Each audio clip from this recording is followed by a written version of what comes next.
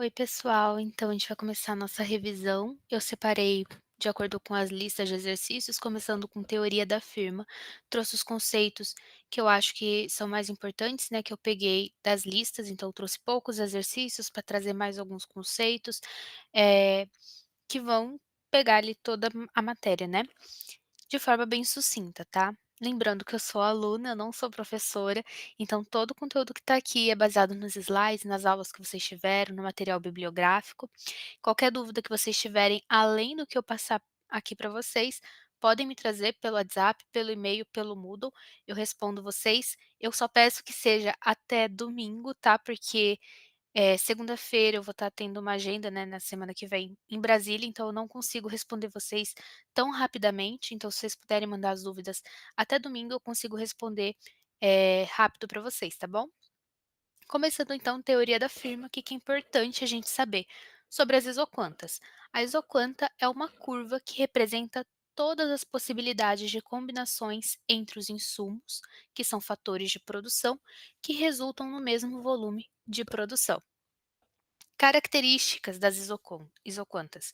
São convexas em relação à origem, negativamente inclinadas, não se cruzam e quanto mais distantes da origem, melhor. Aqui eu trouxe um gráfico, que é dentro do livro do Pindink, então eu acho mais bonitinho do que o professor colocou. Essas são as curvas das isoquantas. Como que mostra, né, essas combinações que resultam no mesmo volume de produção? Fatores de produção, nesse caso, a gente vai entender como capital e trabalho. Nessa primeira curva aqui, a gente tem o ponto A e o ponto D. O ponto A ele tem 3 unidades de capital e 1 unidade de trabalho. O ponto D tem 1 unidade de capital e 3 unidades de trabalho. E tanto A quanto D resultam em uma quantidade de 55. Esses números aqui são exemplos do exercício que o Pindim, que é o autor do livro, passou ali, como exemplo, tá? Então não tem nada a ver com somatório, multiplicação de nenhum desses outros números aqui. É só um exemplo que foi dado no livro. O que vocês precisam notar? Que são valores diferentes em pontos distintos da mesma curva que geram um volume de produção igual. É isso. E levem com vocês as características. Convexa, negativamente inclinada, não se cruzam. Quanto mais distantes da origem, melhor. Olhando pelo número é até mais fácil, né? Tem o maior volume aqui produzido de 90, essa isoquanta aqui, ela está mais longe da origem, beleza? Função de produção. Curto prazo da função de produção. No curto prazo, os fatores de produção são capital, representado por K, que é fixo, e trabalho, representado por L, que é variável. Fórmulas: produtividade média e produtividade marginal. Levem as fórmulas com vocês, decorem, escrevam várias vezes a fórmula até decorar. Eu não me lembro se o professor ele disponibiliza na prova, mas eu lembro que eu fiquei decorando ela, então eu acho que realmente ele não disponibiliza, então decorem, tá? Produtividade média, PME, é igual a quantidade dividido pelo fator de produção, quantidade produzida, dividido pelo fator de produção. Nesse caso, o produto da produtividade média pode ser tanto trabalho quanto capital. Então, será a quantidade dividido por qualquer um desses dois fatores de produção. Já na produtividade marginal, a gente tem a variação da quantidade dividido pela variação do trabalho. Por quê? Porque o capital é fixo, portanto ele não varia. O único fator variável é o trabalho, então a produtividade marginal vai ser uma relação de quantidade e trabalho. A variação é a quantidade final menos a quantidade inicial, dividido pelo trabalho final menos o trabalho inicial. Além disso, dentro da função de produção do curto prazo, a gente ainda vai ver a lei dos rendimentos decrescentes, que é um comportamento da taxa de variação da produção quando varia apenas um fator de produção. Calma que a gente vai ver isso melhor nos gráficos, mas é bom ter anotado, né? Às vezes você quer ficar lendo, né? Então eu trouxe também escrito.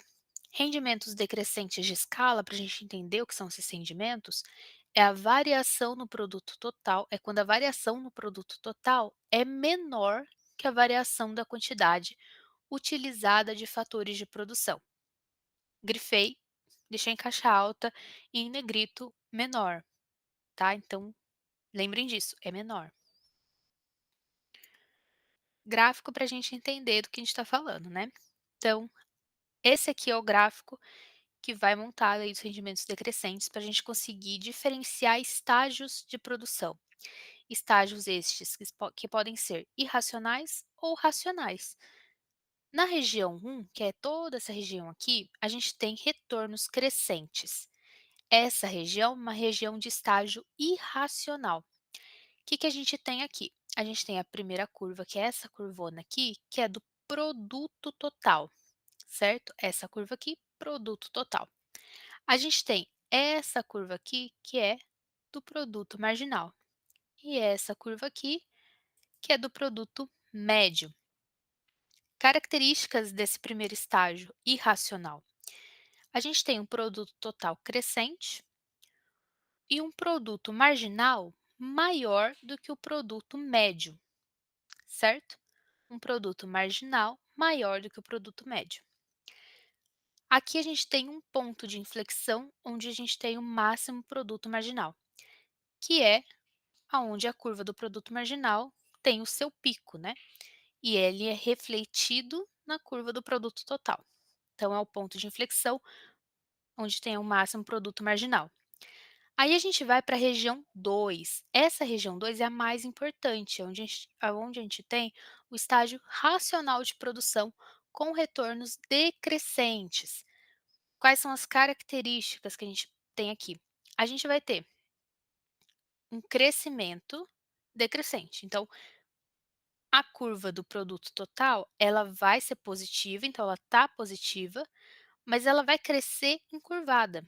Então ela vai subir, subir, subir, mas encurvadinha, então por isso que é decrescente. A gente vai ter este pontinho aqui, que é quando PMG é igual a PME. Eles se igualam, eles se cruzam, e é a partir desse ponto que você vai identificar que essa região aqui é o estágio racional de produção. Então, deste ponto do cruzamento entre PMG e PME até este pontinho aqui, que é o PMG menor do que zero, até aqui, não é neste momento aqui, é só até aqui. Daqui a aqui, a gente tem o estágio racional de produção. Passando para a região 3, a gente tem outro estágio racional com ineficiência produtiva. Nesse estágio, a nossa curva de produção, ela começa a cair, junto com o PMG.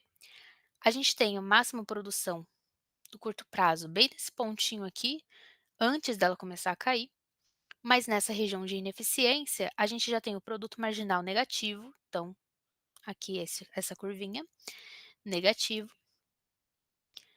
e a nossa produção caindo, então é ineficiente, certinho? Portanto, né, no curto prazo, os rendimentos são decrescentes. No longo prazo, os fatores de produção no longo prazo, capital e trabalho, são variáveis. Então, se no curto prazo a gente tinha o capital fixo e o trabalho variável, aqui no longo prazo os dois são variáveis. A gente ainda vai ter a taxa marginal de substituição técnica, cujas características são decrescente, convexa e na isoquanta, quando a gente observa essa taxa, ela possui uma relação direta entre o produto marginal de capital e o produto marginal de trabalho. Relação direta é essa que vai mostrar se um aumenta, o outro aumenta, se um diminui, o outro diminui. E assim tem-se que à medida que se adiciona uma quantidade cada vez maior de capital, em substituição ao trabalho, a produtividade do capital cai e vice-versa. É sobre isso que fala a taxa marginal de substituição técnica. O aumento da quantidade de um fator de produção diminui a produtividade. Então, o aumento da quantidade do fator de produção diminui a produtividade. Por isso que a gente tem um sinal negativo na continha. Gravem a continha também, né, da taxa marginal de substituição técnica. É menos variação de capital dividido pela variação de trabalho. Agora a gente entra em função custo. A gente estava em função de produção, agora a gente vai olhar para os custos. Qual que é o objetivo de uma empresa? minimizar esses custos. E quais custos são esses? São os custos totais, que são divididos em custos fixos totais e custos variáveis totais. Para a gente gravar também na cabeça, que é importante, lembrar que quando a gente tem rendimentos crescentes, o acréscimo da produção, você está rendendo crescentemente, você está crescendo, né, na produção, leva a uma redução do custo médio. Quando há rendimentos constantes, o custo médio permanece constante. E quando há rendimentos decrescentes, o custo médio cresce à medida que se aumenta a produção, certo? E aqui tem as fórmulas. Então, essas são questões sobre função custo que são importantes vocês levarem para a prova. As fórmulas, gravem as fórmulas, escrevam as fórmulas várias vezes, é muito importante. Tem uma questão que eu trouxe aqui para a gente visualizar, né, a aplicabilidade das fórmulas. Então, por favor, gravem as fórmulas. Bom, a gente tem os gráficos, né, da mesma forma que a gente tem o gráfico, da função de produção, a gente tem o gráfico da função custo. O que é importante a gente ter nesse gráfico? Ele é um gráfico que se desdobra em 2, né, então a gente consegue visualizar muito melhor algumas coisas. Então, por exemplo, este é o ponto principal que a gente tem que saber onde está, que é a quantidade ótima de produção. E a quantidade ótima de produção acontece quando o custo marginal é igual ao custo médio. E onde que eu vejo isso? No segundo gráfico. A gente tem um cruzamento do custo marginal com o custo médio. Então, a gente tem quantidade ótima de produção. Aqui a gente tem o custo fixo constante, né? Porque ele não se altera. Algumas outras questões.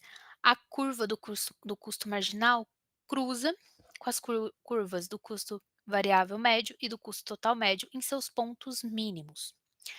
À direita da quantidade ótima de produção, vamos analisar.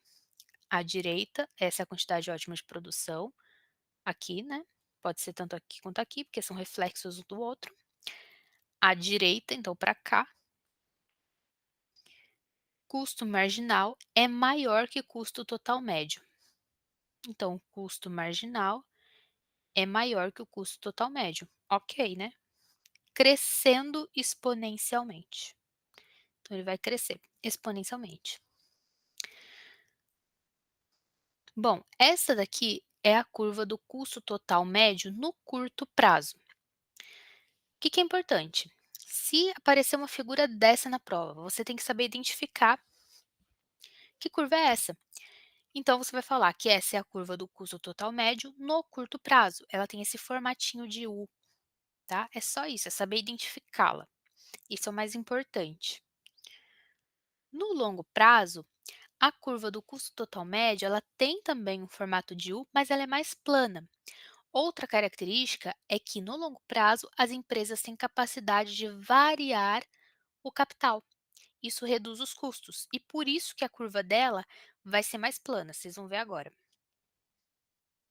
Isso aqui é a curva do custo total médio no longo prazo.